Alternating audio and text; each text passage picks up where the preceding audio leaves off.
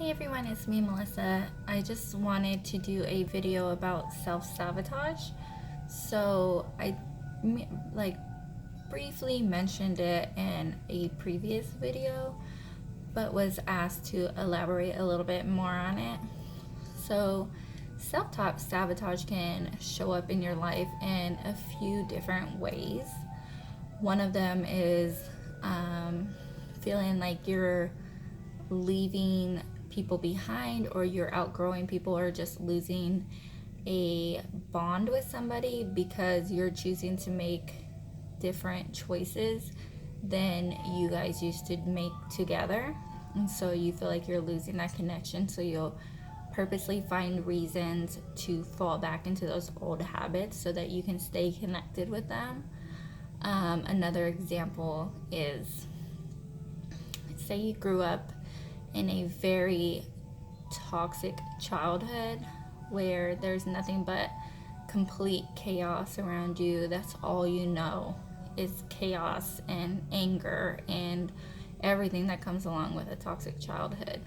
So as you get older, you want a better life. You want to not be in a toxic relationship like you grew up watching and things like that. But once you find a good partner who treats you really good and everything is just blissful and happy, your automatic response, because that's not your normalcy, that's not what you grew up with as normal, so you're gonna pick fights and you're gonna just find negative things to draw into that relationship so that it can be normal, so it can be that chaos that you grew up around. But this is subconsciously, this is without you being fully aware of what you're doing. But our nature is to stay in our comfort zone. That's what we're programmed to do, is stay in our comfort zone. So when anything happens that makes us want to or forces us out of our comfort zone, we don't know how to react to that. So we will draw in things that keep us there, right? And so the key to self-sabotage is, it's hard, but to recognize what you're doing, right?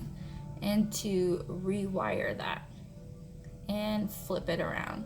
So if it is because you feel like you're losing somebody or a connection with somebody because you're choosing to make different lifestyle choices than you guys did together, then you need to create a boundary there and understand, hey, I can still hang out with this person.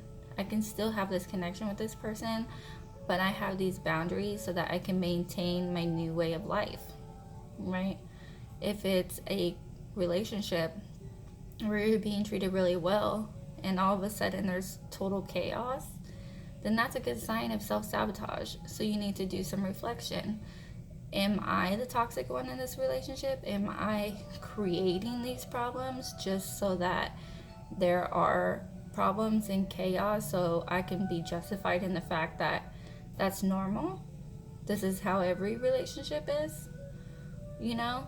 So then also creating boundaries there with yourself and trying to rewire yourself to understand that it's okay to have a healthy relationship. There are good partners out there who don't have a hidden agenda, right? They're just genuinely good to you, and just slowly start to accept that that's your new normal. You know, you're allowed to be happy. You're allowed to be in a healthy relationship, in a healthy environment, right? So I hope that elaborated a little bit more on self-sabotage. I mean, this can affect really any area of your life, any relationship in your life. So just try to understand that coming out of your comfort zone is scary, but it is good. It's good to outgrow the old you, right? There's no such thing as perfect. Being perfect is being stagnant.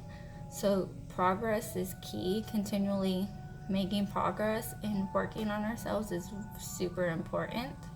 So if you're recognizing in yourself signs of self-sabotage, then rewire those thoughts. Understand, what is it about this situation that's making you uncomfortable or that is different, and work on those things. It's so important. So I hope this helps. If you guys have issues that you're working on, or if you notice areas of your life that you're self-sabotaging and you've figured out ways to help that or rewire yourself, please leave it in the comments below, because you don't know who that can help. All right, so as always, happy vibes.